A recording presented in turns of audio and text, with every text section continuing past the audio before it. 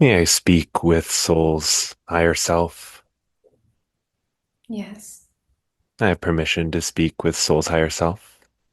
Yes. Thank you.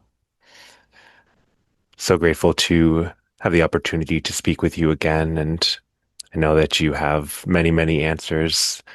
And I'm excited to hear what you have to share with us on our questions today. Do I have permission to ask questions? Yes. All right. I'm curious, before we jump into the questions that Soul and I have prepared for today, wondering if there's anything that you would like to show us. Anything before we begin those questions? Yeah. I just feel so delighted to be able to have this opportunity. The first thing that I'm seeing is a star map, and I'm seeing what looks to be bouncing between stars and some kind of path or some kind of trajectory. And what I'm seeing at like the end point is the location of where a bigger portion of higher self is residing. And I do see the name Sirius marked on this map. Mm. So soul's higher self, there's a higher concentration in the Sirius area. Is it, can you share more about that? Yeah, a lot of oracle training happens on Sirius and a lot of teaching how to bring through messages and connecting in with higher self. So, this is a place that we can go to in meditation or soul journey. And there's a certain kind of frequency level that's held on that star. And it's what you would call conducive to being in a different vibrational state. They have nets up too that help protect and help keep, it's like a preservation of the connection to higher self. It just makes it a lot easier to not have distortion fields around.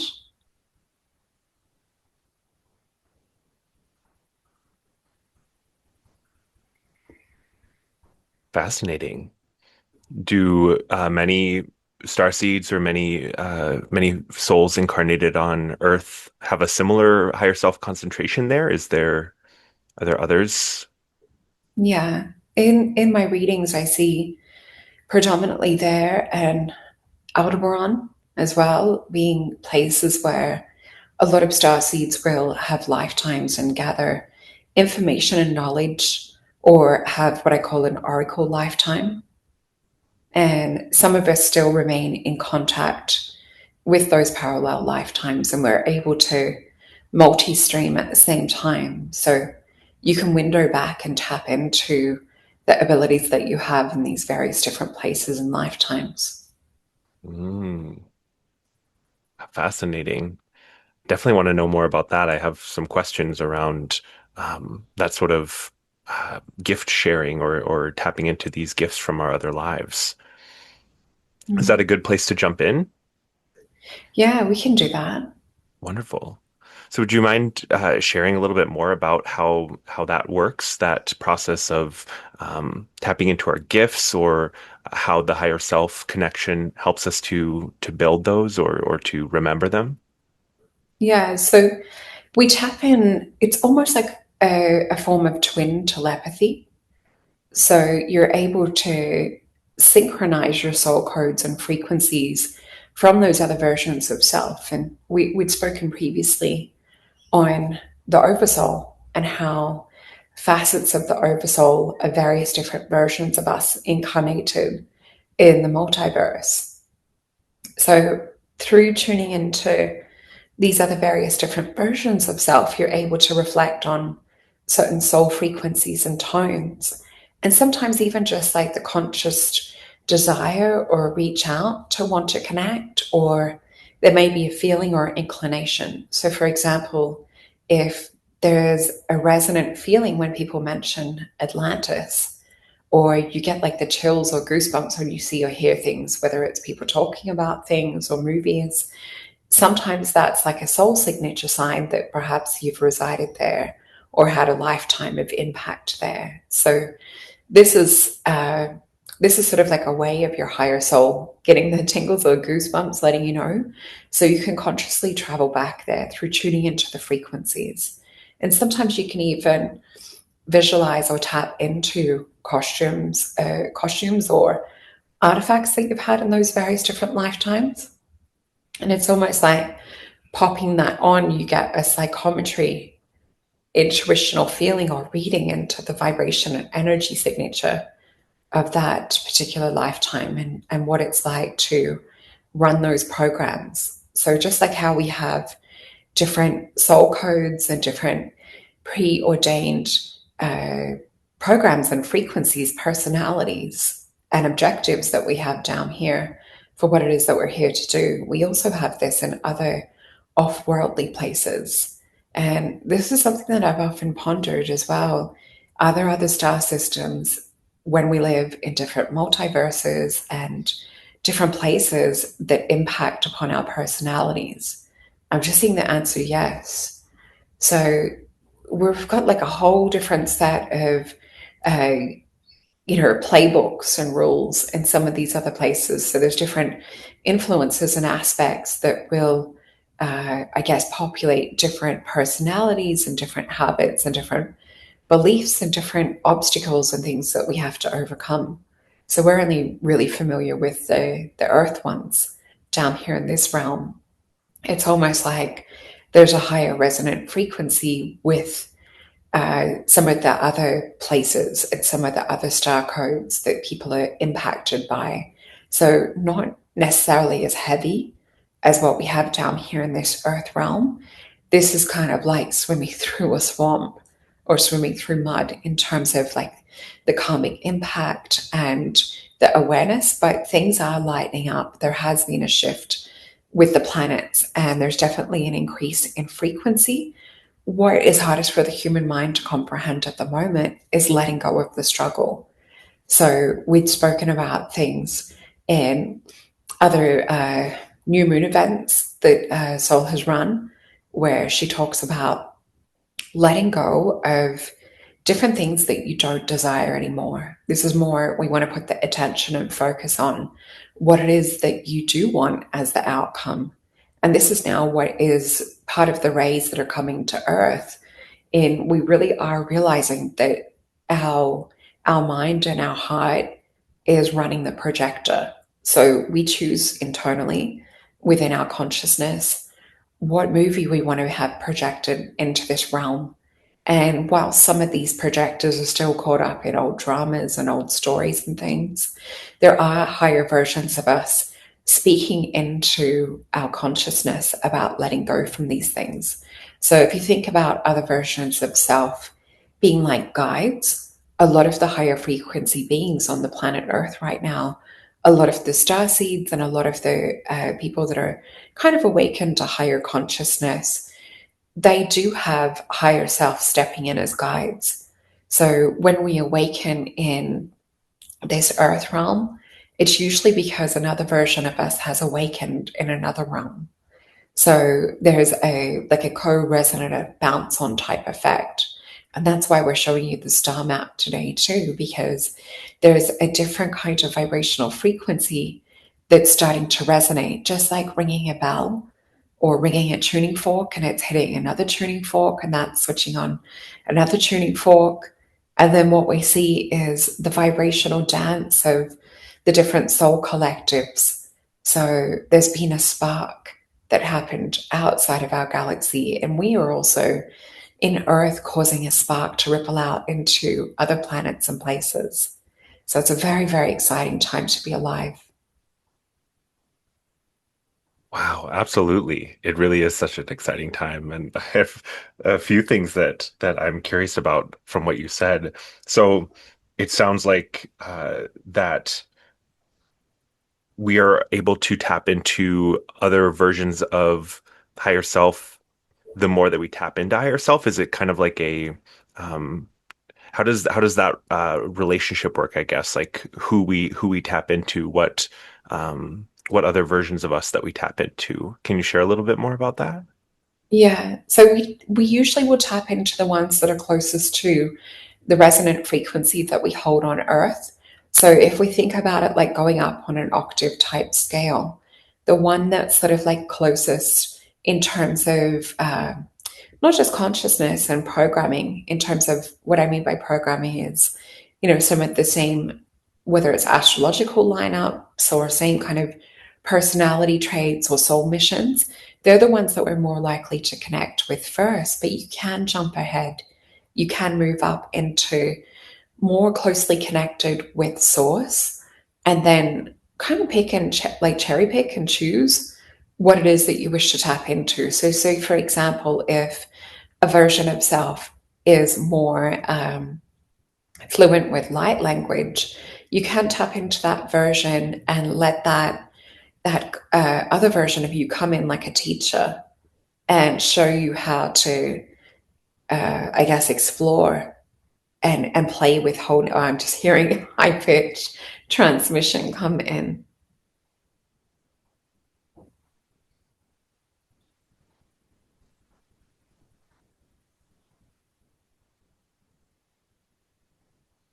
So they're showing me the word bardo with that higher frequency, and we think about bardo being a place between lives. So this is also a place that you can journey or travel, and sometimes this is also a good place for a vacation or like a soul rest. But you still want to keep tethered on a soul level to this body, to this consciousness. But you can go and float out in these oceanic waters. Mm, interesting. Interesting. So I'm curious about the um so it sounds like indeed when we tap into our higher self, it changes us, right? It seems like there's sort of there's changes that happen in us. Can you share more about those changes, whether that be on a Yeah. physical level or spiritual level? Yeah, so it does happen on a physical molecular level. And that's why sometimes when you're talking with someone in hypnosis, as you would have seen, Jake, that sometimes there's a metamorphosis that changes on a physical molecular level too. So we are an accumulation of vibration and molecules and frequencies and the different various wave formations of these consciousness aspects of self will form different geometric patterns and structures that may look like different masks that we wear or different patterns and frequencies that we hold.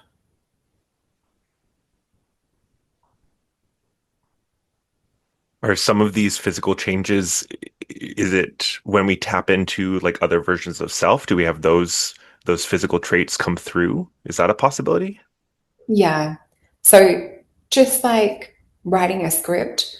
So say for example, they're showing me like with illness and disease. So we can always tap into the healthy, whole, healed version of self, or even energetically, telepathically feel into a state of perfection or vibrational match with a version of us that isn't suffering or a version of us that's overcome. So we can always tune in to various different timelines. And there are other octaves of higher self that are wanting us to tune into those potentials or tune into other times where we're unburdened by worries or cares or feelings of desires not being matched. Mm, hmm. Fascinating. Yes, I've certainly seen that in my work in the ways that we're able to quantum shift people into a healed state, right? Yeah, that's exactly right. I was curious around the shift and the evolution that we're going through as humanity towards a more crystalline form. And I know there's a lot of different possibilities out there. I'm curious if this process of tapping into higher self, does that affect our crystalline structures? Like how does that I guess move us along that journey? Yeah. So a lot of where the confusion and I guess chaos hits and different interpretations for what we call manifesting or, reality shifting. A lot of this gets caught up in the mental concept and the mental realm. And that's where the limitations come in, or where we have different obstacles that are placed on us or things to overcome. So, what we're talking about is more kind of like shifting on a molecular feeling level. And this is what we're sort of forming more when we tap in to these crystalline bodies and structures that we're starting to manifest in the earth realm. So, we are shifting beyond the mental hard drive way that our brains used to work in the past. And this is what I'm seeing in people that have double layers of gold in their aura. So, I often talk about it being like that we're stepping away from a hard drive and we're working towards more kind of cloud-based memory storage where we pull down on it from higher self. So developing the crystalline body is also what we're seeing within people's auras. There's more like a sparkle light energy rather than a mist that we're seeing on a physical level. But what this means in terms of reality bending or reality shifting, it's more that we need to sense and feel into the crystalline energy, body, and structures. And we've talked about before how big a part diet plays with this, and eating healthy, whole, high biophoton light filled food. And this will help us to gather more light quota so that we can actually change and manipulate things in our physical density. And this is also where we start to hit performing different supernatural, earth people would call it like feats, or, mind over matter, or X-Men like abilities and things. Mm. So there's an arrangement of the atoms on a molecular level. And that's what we're changing. We're repatterning. There's different geometries that these molecules are taking on. And this is also like where we start to get in talking about DNA and structure and harmonics and frequencies and wave tones. And I know one of the questions we discussed before was gravitational waves and electrons, and charge around that too. And that all sort of weaves and ties in together. And there are other uh, versions of us. If we think about it being like a gravitational wave, or a different emanation of us having like a black hole type technology. And what happens, this is like a storage unit device for, a black hole. Barry Littleton and I have talked about MACOs, and with MACOs or black holes being like a filing cabinet of information, or a storage unit of everything that's already sort of happened or being recorded. What's happening is these different versions of self and other multiverses, they're forming what's sort of like an awakened consciousness. And this is sending out signals and gravitational waves that our body signatures and electrons and transceivers within the pineal gland are picking up. And so there's it's beautiful harmonic gravitational wave going between these makos or black holes, or what we call like our storage unit consciousness at the moment. So think about it like singing, and we're singing a chorus and there's an echo that's responding back from these other multiverses. Mm. That's really fascinating. So I did have one question around that electron spin and that concept. And I know that I'm not quite an astrophysicist in this lifetime, but I'm curious if you can share a little bit about the connection that this theoretical spin in opposite directions that the electron has, if there's a connection between our past and future lives, and like that physical electron spin. Can you share a little bit about that? Yeah. So, in the vision that was downloaded to me, which formulated this question, what I saw was almost like a little bit of a squished diamond with electron charges coming out either end of the top and the bottom. And what I saw was there was like a heart energy that activated this electron spin. And there's a certain level of consciousness which has caused this spin to start resonating and vibrating oh, if you see me like flinching or jumping around, it's just there's a different kind of higher frequency that's running through my nervous system, and it's just making me bounce or jolt every now and then. It's like electricity coming Mm. through to do with what it is that we're actually discussing, because we're running this code and frequency through whilst we're speaking about it. So, what I saw in relation to these electrons, we're able to start them spinning and oscillating at different frequencies when we bring through what we would call like a coherence coming through. So, just how we talk about brain heart coherence and that being really super important in terms of manifesting things within this reality. These other versions of self are in these states of what we call brain heart coherence. And it's our beautiful hearts that are picking up on this frequency and downloading it into this realm. And this is a lot on why people are getting messages to ignore things that are of distraction or things that are of unwanted vibrational states. We're really getting the message and program to shift through where we place our attention at the moment. And so there is a lot of attention placed on our electrons and on our spin. So if you were to look at and break down what we are on a physical layer, we literally exist as light. And with all of these little particles of light, we can think about it being electrons that are oscillating and vibrating together. So this breaks us down to literally be about a teaspoon of physical matter. So we're mainly existing as light and waves and particles.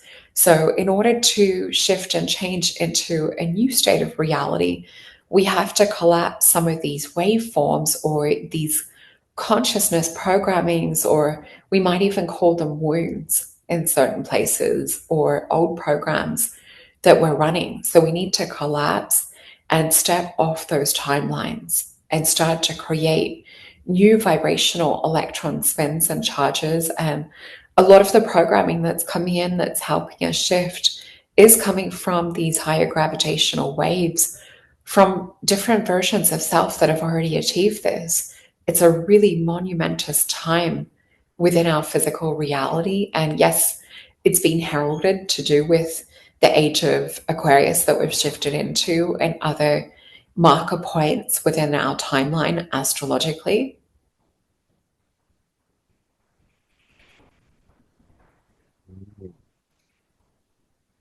Fascinating. Very fascinating. So when we tap into higher versions of ourself, is that how we affect the electron spin? Is that does that change the rate or I guess if I'm not sure if rate is quite the right word.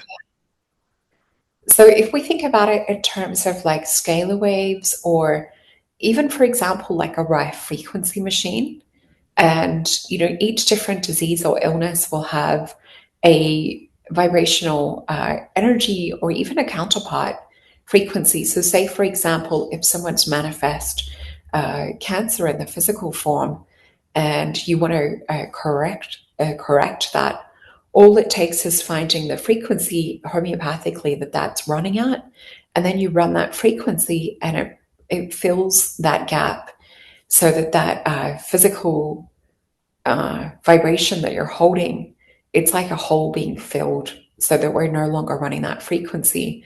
We've also talked about that on the holographic voice imprinting show and meditation that Sol's done as well.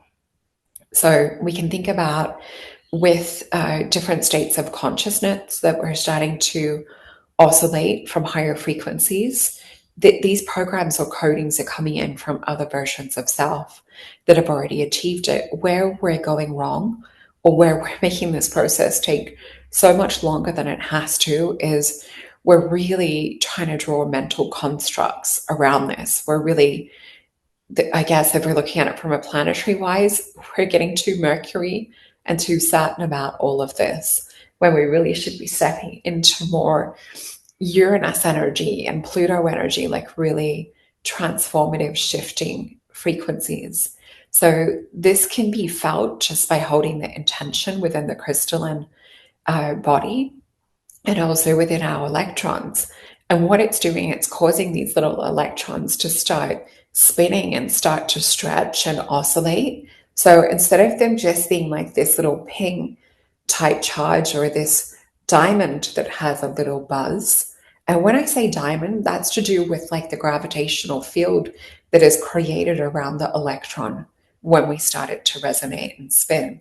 So what I'm seeing is like a morphogenic field oscillation start to change. So think of octahedrons, the beautiful crystals that are that same shape, and they will shift over many, many centuries and many, many thousands of years back and forth through a cube into the octahedron and back and forth.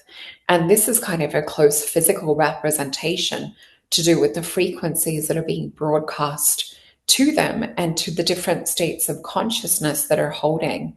So when we look at more kind of like that octahedral spin, this is when we're in a creation state or a state of calling things in on a physical manifestation level. Whereas a cube would represent more the 3D reality and a state of being. So we go through different stages of where we're calling different things in, and we go through different stages of where we're holding things more solidly within our vibration. And there's more sort of a steady stream. So a lot of this is impacted and does come from different influences astrologically. But where we're starting to realize that we can also be influenced astrologically from higher multidimensional places. And the way that we do this is connect in with our twin versions or different versions of higher self that come in from this oversoul that we've spoken about previously. So it's more that you want to hold it within your electrons. And this is like holding a seed. So it's not that it's fully grown into the actual thing, but it contains the data for growing and allowing that to unfold. Mm, that's so fascinating. Thank you so much for sharing that. Was there anything else that it feels important to mention around how this connection to our higher selves helps us evolve? Yeah, it's really at the moment, the most important message would be that we need to get out of our heads and come into a state of running this vibration through the body and running it through physically. So it's almost like we come undone in the overthinking of things or trying to postulate different theories around how we step into different versions of self rather than just like running it like a script or a character where it's like, okay, I'm going to play into this. So much has been forgotten in going into adulthood. A lot of like how we change and shift reality is closely resembling what we call play in the earth reality. So it's really tapping into that inner child, that imagination. And just like when you're playing as a child and, you say that you're a mom or a dad, or, you say you're a hippopotamus, it's like you really believe it and your reality starts to conform and construct. And that's the version of you that you start projecting. And there's a different harmony and morphogenic field that comes in with the other children that you play with. People start to perceive you for the script and the program and interact accordingly. Wow, that's so fascinating and really, really resonates. Thank you so much for sharing that. I know in my work, imagination plays such a big piece and can be also a roadblock for people in understanding the information that comes to them because we have kind of devalued that part of us and that side of us. Yeah. They're showing me even it's as simple as like putting a scarf over your head and you become that character. So even just visualizing a different costume or an outfit and starting to feel into the energy of what that character feels, that's how we more solidly broadcast that frequency and signature into this earth realm. Mm. So visualizing that higher self image, that higher self energy, is that what you mean? Yeah, in a way, it's like trying on that costume of that excuse me, other version of self. We start to pick up the different attributes that these character versions of us have. So it's similar to how an actor would get into character. So it might be trying on a different accent, it might be trying on a different body posture. So, say, for example, in this lifetime, we might be feeling lower self confidence and, a little bit more hunched over or a little bit more kind of like introverted or inward with our gestures. So, in order to take on more of an extroverted character, we need to realize how our molecules or how our posture is holding different forms of feeling and emotion and consciousness. And when we realize that, we can change the shape and posture and we can change the charge that's happening on the electron spin. And then when you think about that, your body's starting to oscillate on a different vibration. So then you start to attract different things and different experiences towards you magnetically. And this is why we also talk about the importance of that brain heart coherence, because this is how, like, you're also sending that frequency out into the quantum and also magnetically attracting things back to you. It really happens a lot to do with the pineal, the transceiver. That would be like our uh, electrical antenna. And a lot of people's are inert or covered, whether it's to do with calcification and fluoridization that's happened down here. A lot of the antennas have purposely been taken offline. Mm-hmm. I know that that's an important piece of, I think, a lot of our journeys is realizing that sort of blindness that we might have and remembering. Yeah.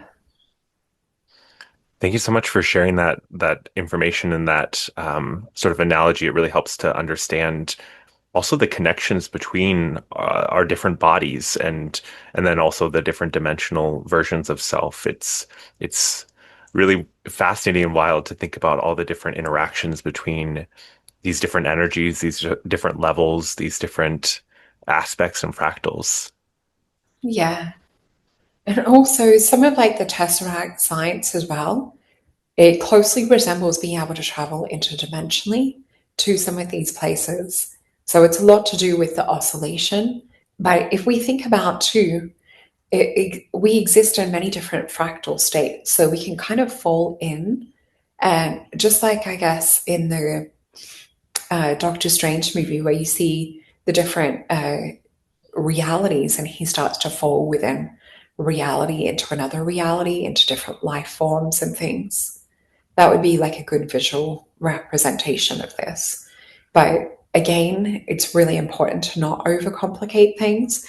And if we could offer any advice into how we could also like enhance or learn more or start to advance along our soul journey path, this is also, we can upregulate things a lot faster working with crystals. So crystals have a higher divine form of consciousness.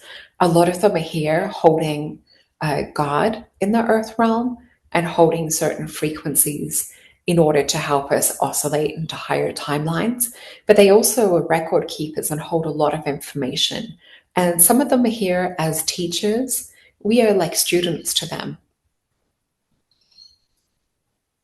Oh, it's beautiful to think about. I mean, I certainly love the energy of crystals, and um, I've felt similar knowings around the consciousness of them. While we're on the topic of crystals, I'm curious to know if there's potentially a message from Soul's crystal friend El Theodore, the gift of God that's hanging out behind her right now. Yeah. So the name that was given to me was Theledore, but it also is a resonance of Theodore. So those names can be used interchangeably. So with him, he started to I guess, become a little bit impatient.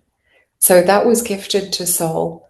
And she, I guess, gets very easily distracted and hadn't spent the time or dedication to have a conversation with him. Mm. So he's eager to speak. He's very grateful for you, Jake, for holding and hosting, and also extending this invitation to him to bring forward knowledge and wisdom that he's been waiting to share with the world. My pleasure, absolutely. He asks if there's any questions that you have for him. This is a much easier way for him to communicate or start the dialogue. Mm. What is the I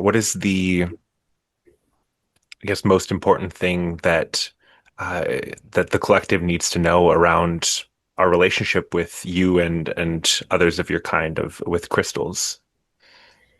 Yeah, so the first thing that I'm seeing, like as we start to form a bridge of connection or incidents, I've seen like gold electricity coming out of the crystal towards my crown.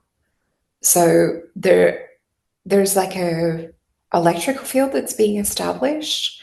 So the more that we work with our Theledore, the stronger this electrical field will become. So if you think about it, in that our fields are just starting to understand or get to know each other or interact in that way, it's almost like there's a jump start electrical activation that's happening and taking place.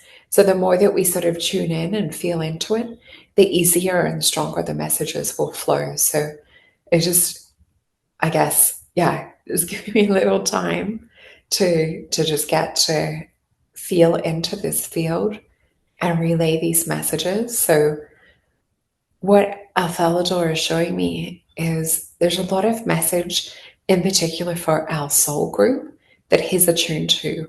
And he's showing me a lot of us, like students, sitting around him in what we would say was Atlantean days. And if we think about the way that school runs now, and sometimes the teacher might choose to put a video on or, a movie for educational purposes, back in some of these Atlantean and Lemurian days, there would be different lessons that a crystal would be transmitting to the class, and the class would directly receive downloads of information, activations, and packets of light that would come in information waves. And so I'm just here to remind you that this is still possible and we still have this ability to this day. So whether this is done in a class situation or a setting, or whether it's done just in a personal level, this is available to you guys now. Oh, that's so cool. It makes sense that you guys would be as willing to teach and share as you are. I feel like we've got so much support as humans on this journey. What's your relationship to human souls and to us as beings? Yeah, so I would be what you would say is more like a wizard, would be how people would have thought of me in the past or in these other past life realms. So if you think about my consciousness, more just existing in a higher vibrational state body. So when we measure or look into the hertz rate that quartz vibrates on in particular, I'm not physically standing in the room, but you're catching like the wave of the light and the vibration. So it seems to be physically solidly manifest. But if I was to be in a physical teacher form, I could not hold the density of consciousness and vibration. It's similar to where we see some of those beautiful children that are labeled with, learning disabled or autistic. A lot of that electricity and higher consciousness is very, very hard to hold in a physical human body. It fries a lot of the networks and circuits. So in these other lifetimes, we would come in form of crystal manifestation and teach that way because we can encode a lot of the source information, a lot of the, if you could term it to computer speak, a lot of the files and a lot of the downloads were much easier to be transmissible through this crystalline form of consciousness.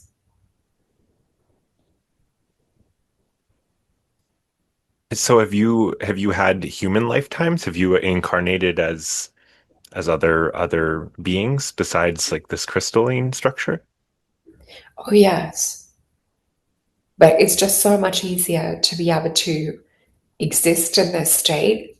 And sometimes the human form can be very, very irritating and frustrating, especially when you're holding higher uh, forms of information and things that you need to cognitively be able to relay.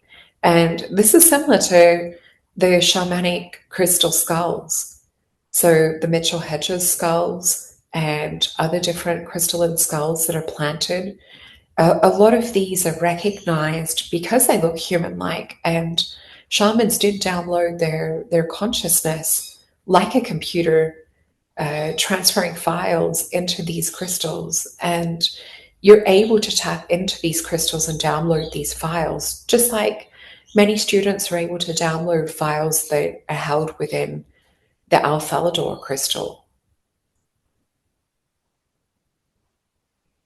Mm, how interesting. How interesting. It really, it's just about holding it to your third eye. That's the transceiver, that's the crystalline part of the human that's oscillating. Mm, So we have these magnetite crystals that oscillate and vibrate, but they also have the ability to be able to download information. And then our consciousness translates it, whether it's in picture, vibration, color, sound, or frequency form. So it doesn't always make sense in terms of like a storyline or a data file in that way, but it is a big part of the crystalline structure that we're starting to exhibit. And this is also, excuse me, where things like white powder gold, this is very, very important to be able to interact between the crystals and the human form, because this also alchemically disappears between the physical and non-physical states. So when you try and weigh and measure it, there's a different weight that comes with it. So it's like changing electrical states, or sorry, like molecular weight states. So when you're working with the crystals, you're also starting to oscillate in and out of this vibration and in and out of this dimension. mm.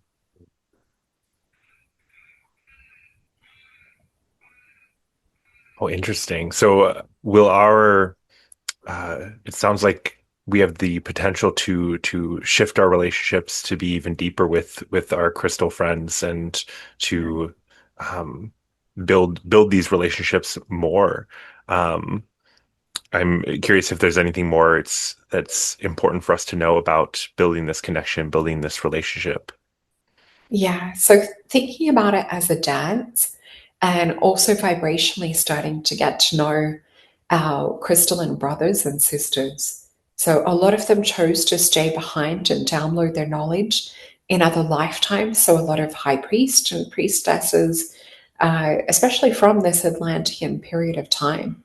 And you also have what we would call meteorites that are downloadings of higher forms of consciousness that come from off world places or higher star frequencies. They also are like beautiful soul memories, fragments, codes that have made it to the physical realm. Mm.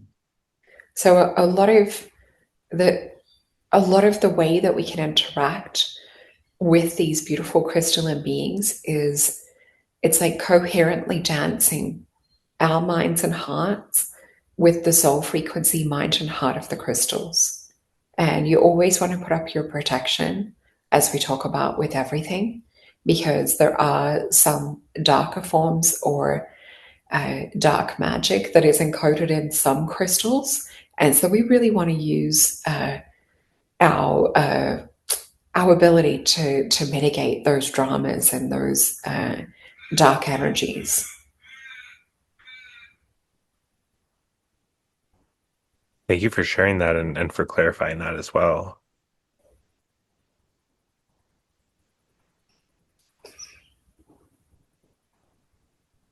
I am being shown.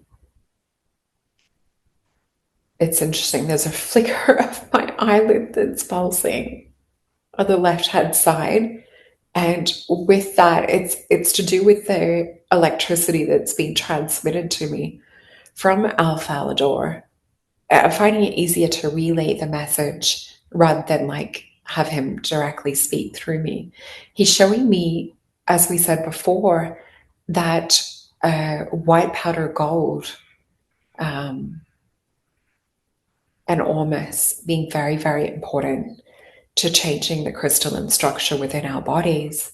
I keep getting shown a cup of like golden light, and I feel like this is the white powder gold.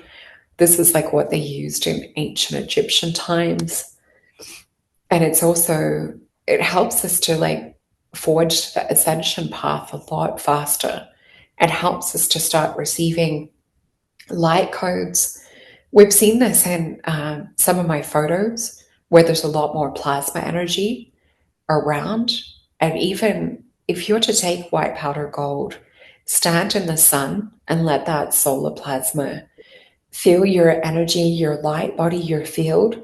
This is where you see things like that have appeared in Soul's photos with like rainbow and things and different like plasma energy that comes across in the photos.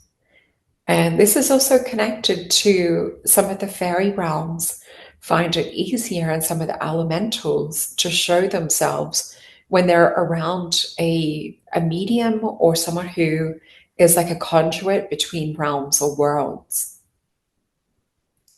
They can harness the energy of the clairvoyant or the medium to show themselves a little bit more into our realm. Mhm. That connection on the energetic level. Yeah, it's almost like they're pulling on the plasma light quota of the individual to be able to show their emanation into the physical and into where we can see them with our eyes and capture them with our technology or Hmm. capture the living light, not them personally. Hmm. Fascinating. Makes me think about some of the like chemical reactions that you have between metals and like oxygen, and where you have that interaction between like the barrier between the two. Yeah, it's definitely it's a form of alchemy. Fascinating. Thank you so much for sharing that. Is there any other messages that you feel called to share with us today? Anything else that it's important for us to know before we turn our attention back to the higher self? More just starting to get to know about the alchemical sciences of the past and the ancient ones. So definitely look into ormus, look into white powder gold. Some will call it the Anunnaki elixir of the gods. Mm.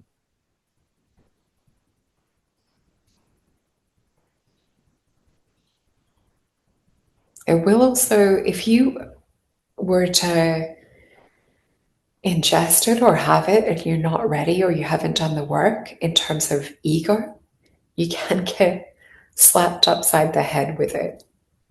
It can make your stuff come up if you haven't been doing the work and you were to take it. It helps you to jump through the hoops a lot faster. Mm. So it sounds like some awareness and some intention are important if you're going to start taking that. Yeah, definitely. I'm curious. It, Well, sorry, go ahead. it, it is the medium to help start to form that contrast or that connection between the humans and the crystals. It really is one of those things that you can do to enhance that connection and to help be a conduit to bringing the messages through.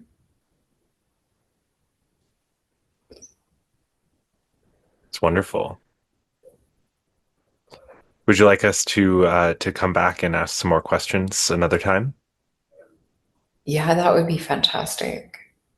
Wonderful. I will be looking forward to that, and I'll be thinking about um, and feeling into what we should ask about. So thank you. I appreciate that offer.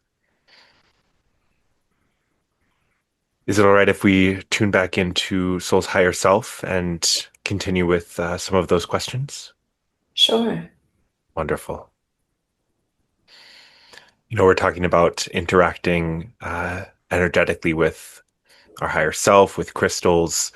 I'm curious around our connections with the sun and maybe the differences between, or maybe how our interactions with the sun complement our interaction with our higher self. Can you share more about those different connections? Yeah, so I first want to reference the morphogenic field. So many of us have heard about the morphogenic field to do with monkeys on the island and washing, whether it's coconut or yam, to get the dirt off and then eating it. And then monkeys on the other island started to pick this up. So, in reference to the morphogenic field, it doesn't just have to exist between a one particular type of species. So, there's gravitational waves and solar flares and emanations that are coming off the sun that bring in a different consciousness wave that impact our morphogenic field in terms of human consciousness. So we do feel intense changes with these. We do feel and experience intense emotions arise to the surface and experience headaches and irregular sleeping patterns and a whole array of other different things that are coming through that are impacting our personalities, our consciousness, and the uptake of light that we're being able to hold too.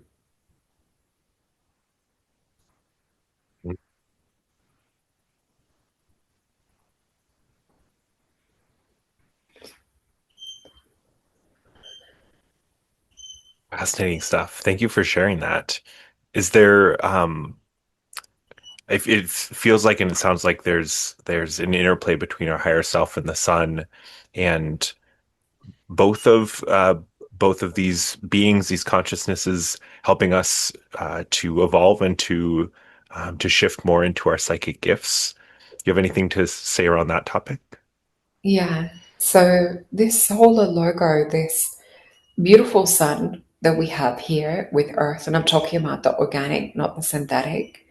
This is also a portal into higher dimensions and also higher waveforms of consciousness. So we can travel interdimensionally through the sun. This is also where a lot of the angelic beings reside as well. This is also sometimes where we see ships coming and going through the sun, and why there's sometimes angelic faces that are photographed in some of those beautiful solar implosions and emanations that we're seeing. Fascinating. Is the sun a portal to like one place, or can it lead to multiple places, multiple dimensions? Multiple, it's like an airport, Mm, it's like a fascinating. jump room. Ah, wonderful analogy. Will there come a point when we humans will utilize that portal more? Yeah, many already have. Mm, I've recorded it in my soul star meditation too, where you travel through the Syrian gate and through uh, near the portal of the sun, because sometimes you don't have to travel through it, but you can kind of catapult to do with uh, coming near the voltage of the sun and use that to take you to different destinations. It's almost how we said at the start with the star map and star hopping or star jumping. Hmm. Does it help you to like shift your vibration? Is that how that works? Yeah, it can help to, it's like an energy catapult. Think about pulling back a rubber band ready to kind of like build a electrical charge, and then you use your consciousness to aim and fire and release. Mm. Wow, that's so cool. Thank you for sharing that. Anything else that's important to know around the sun? Mana or mana,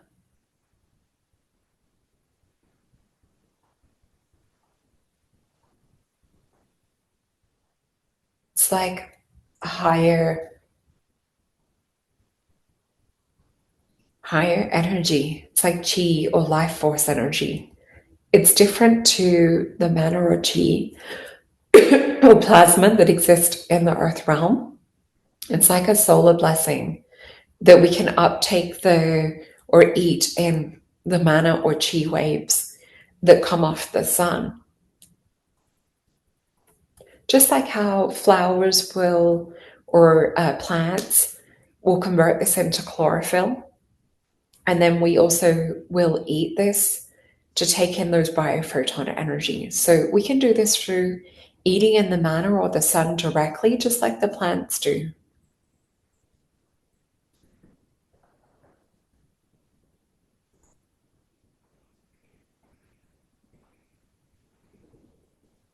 Are humans doing that more? I've certainly heard more and more talk of that switch to consuming light over physical food. Can you share about that process? So it's written more in the ancient scriptures and the older Vedic practices and in various different Chinese traditions as well. But it's more the Western world is just discovering it.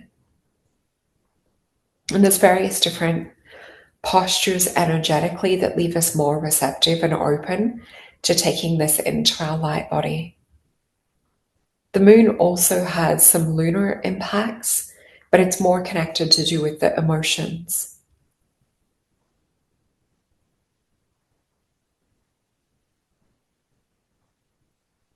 The moon also impacts more the sacred waters within.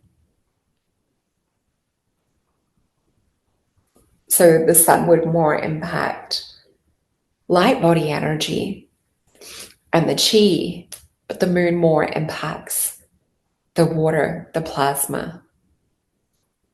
And this is connected to do with our consciousness. So we can work with both together. We haven't been taught the full extent of the magic and the alchemy of this.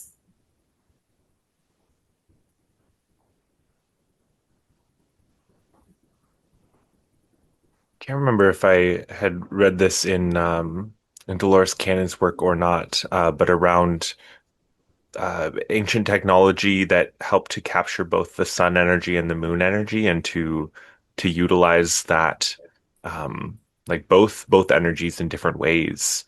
Is that are we looking at maybe a return to remembering that knowledge? Yeah, yeah. So a lot of the energy to do with plasma. So if we look at the electron charge that's within the plasma, and especially the plasma within the body. So if we look at how it's created within the body in the part of the brain, the choroidal plexus, we see that the blood is separated from the waters. And so there's a magical plasma charge that exists within those waters. And so this also runs up and down the spinal column and gathers that Kundalini charge. So, with this, we also see that this palpates the crystals within the pineal gland and activates them. So, this helps to kind of shoot our consciousness out of the body in a way and make us one with the quantum. So this is a very important practice to be able to pulsate and activate these waters within, to activate these crystals to help us to get more into this quantum state of reality. And what I mean by that, it's connecting your internal column of plasma with the plasma that exists in the quantum universe. And with the sun gathering the light quota, we see a lot of the ascended masters having high light quota.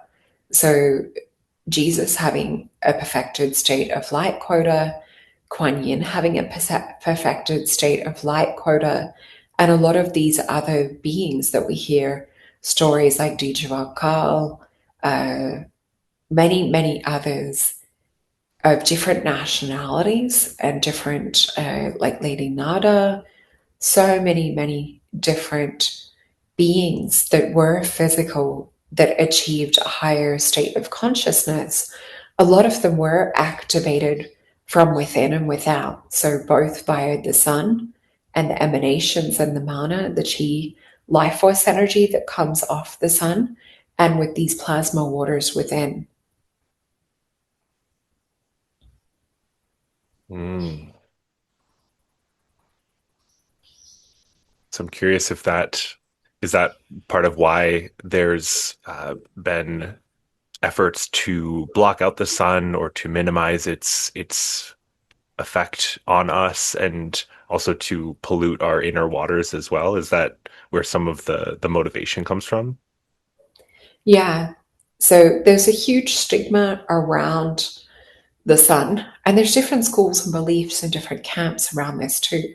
So there are some that believe that it's too much and that humanity cannot deal with the uptake of energy and level of consciousness.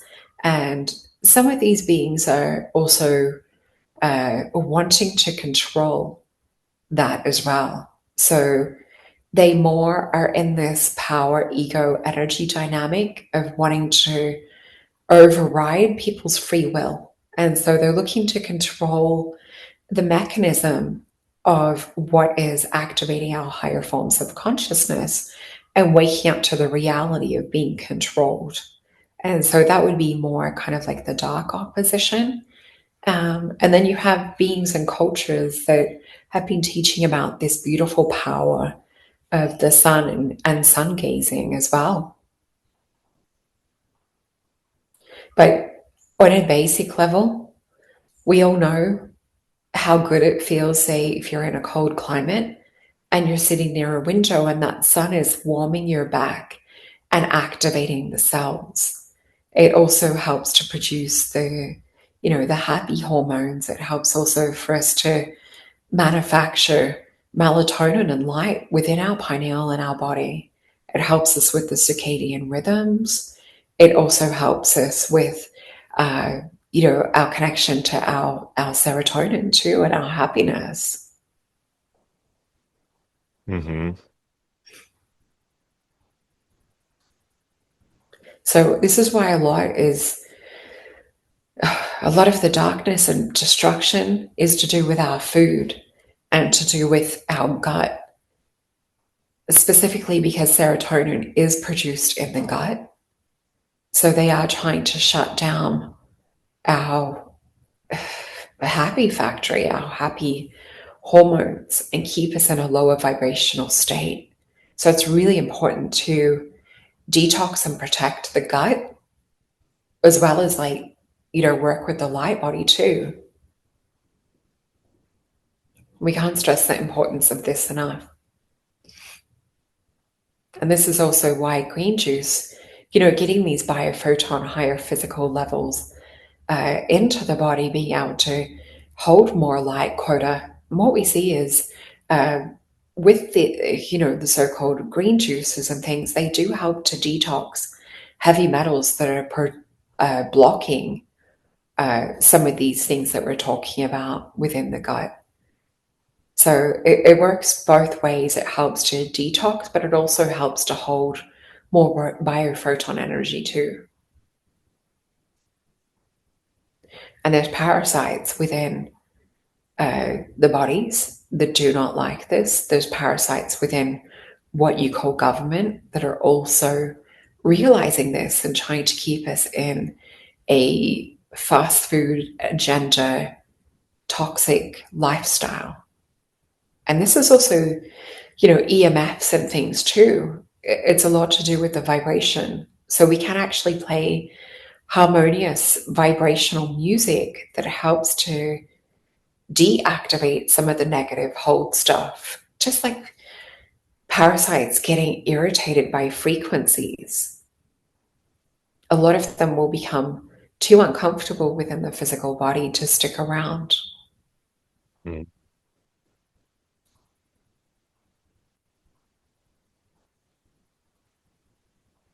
Thank you so much for all of that advice and guidance and helping us to understand the different layers and levels um, of these different concepts because I know sometimes things can get isolated from the whole bigger picture, and so I really appreciate all of the advice and help you're giving us today. So thank you. Is it all right if I ask another question? Sure. All right. I was curious around this connection between us and these higher versions of self, and we've talked a lot about the ways that it affects us and helps us, assists us. I'm curious about the other end of the stick, as it were. How does this connection between us and our higher versions of self help them, if it does? Yeah.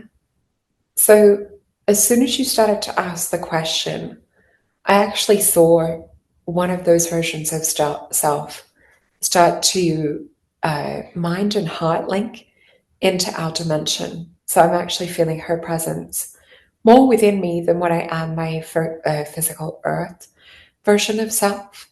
So there's a lightness of spirit and a lightness of heart that feels so ethereal on a subatomic particle level. So right now, that version is starting to oscillate and start to become the predominant version of self.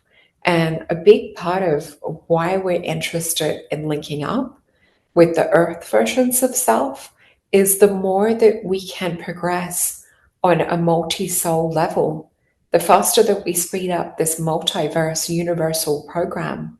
So, just as earth is progressing, so are each of the other different incarnations. And if we can work together holistically, we can speed up the program of returning to full consciousness and full creation mode as a whole. So it's not just about the earth realm gaining more consciousness and clarity. And if you think about these other versions of self being like a higher guide, we also have love and compassion for the earth versions. We see the struggle and the disharmonious energies and vibrations that the people of earth have to deal with. And so not everyone will link in with higher self version. Some people are fully happy and complete to be operating in the matrix and just running the programs and the scripts or just reliving the Groundhog Day of past over and over again. But for those that desire to connect with the collective and to progress in terms of soul evolution, we're ready and available to come in like a guide and to help start to oscillate. So the more that you can meditate and connect with these higher versions of us and self, the more that you can start to vibrate away and to drop the dead weight and lower programs and waveforms of consciousness of the characters you guys have been playing down here in the earth realm. It's as simple as just feeling into the celestial lightness. And then your earth vibration starts to pick up resonance. And then we start to lighten in frequency. So the more you can meditate and practice this, the more that you're actually changing things in the earth domain and realm. It's as simple as that.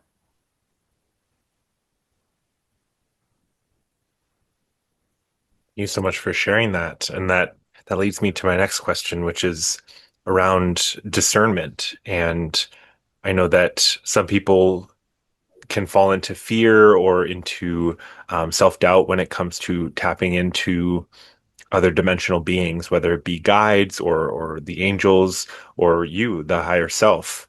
And so I'm curious if you can share a little bit of either guidance or encouragement for those watching who would like to tap into their higher selves more, but are worried about that discernment of knowing who they're tapping into.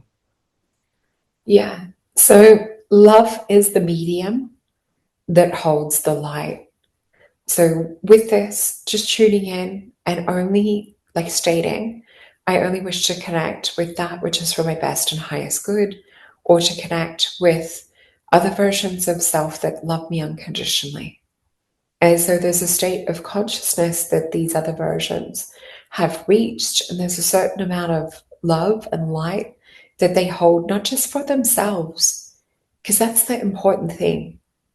It's when we talk about self love, it's not recognize the importance of how this impacts your whole paradigm, and how when you have self love, other people feel this and it's generated as an energy.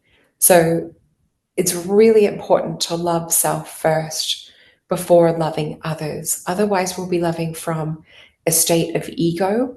And even though there might be other higher self versions, some of these are still living from ego. So, this is where we need to state that we only wish to connect with those versions of us that love us unconditionally.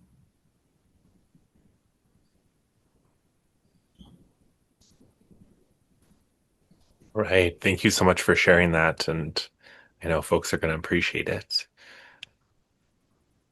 Any further insight on this theme of discernment? I feel like it's been coming up a lot lately, and I'm curious if there's any other messages around discernment for the collective to know at this time.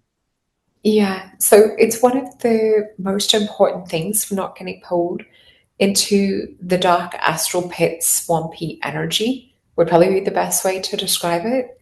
This place is very real, and within it exist lower forms of consciousness state. So some of these are created by our own egos and by our traumas and things and identities that have formed almost like an egregore of self from past traumas and things that have happened. So this is why it's super important to let go of, past traumas or past identities and versions of self.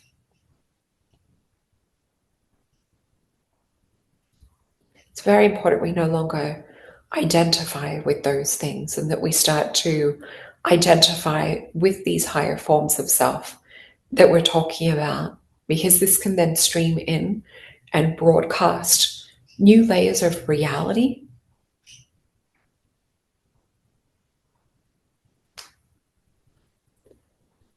This is also like, to get a little bit more complex with this, this also links in with our acupuncture system, our meridian system, and axi-tonal points on Earth.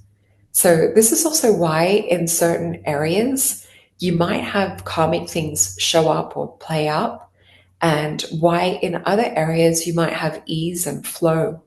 So it is also linked into the astrological programs.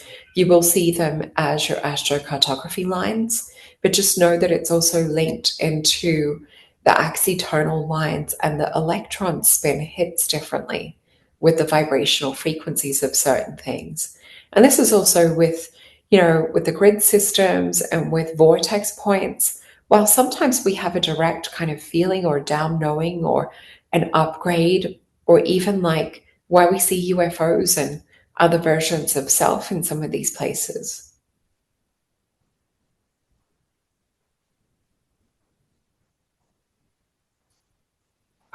That's really fascinating. Thank you for sharing that. I know we're getting a little close on time and we've gone a little bit over what we had talked about. Curious if you have any last messages to share with the collective before we go. Yeah, just to keep going, keep striving, keep taking in data and information that comes in from these higher light forms and from places and beings that love you unconditionally. A lot of the teaching and downloading is not really to be done by, I guess, the human experience in terms of, books and things like that anymore. We're getting more direct downloads from higher forms of consciousness, and a lot of that other stuff, even online, is distraction at the moment. We can gain so much more from feeling into these higher versions of self and starting to hold those particular gravitational waves and electron spins that we were talking about before.